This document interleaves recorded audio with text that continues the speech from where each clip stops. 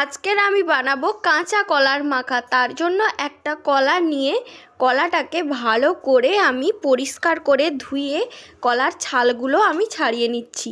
তারপরে একটা ব্লেন্ডারে আমি কলাটাকে ভালো করে কুড়ে নেব। আমি কিন্তু এই মাখাটা ফার্স্ট ট্রাই করছি, কেমন লাগে অবশ্যই আমি জানাবো। সব কলা কুড়া হয়ে গেলে আমি একটা লেবু পাতা ছিঁড়ে দিয়ে দেবো, আর লবণ, চাট মশলা, কাসুন্দি, আর দিয়ে দিচ্ছি অল্প লঙ্কার গুঁড়ো, একটু জিরে ধনের পেস্ট, তারপরে একটা ধনে পাতা ভালো করে ছিঁড়ে দিয়ে দেব।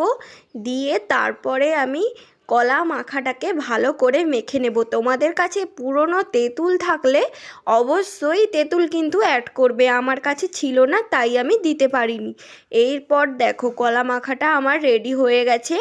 কলাটা একটু কষা লাগছিল, বাট খেতে কিন্তু ভালো ছিল। একবার এটা তোমরা খেয়ে দেখতে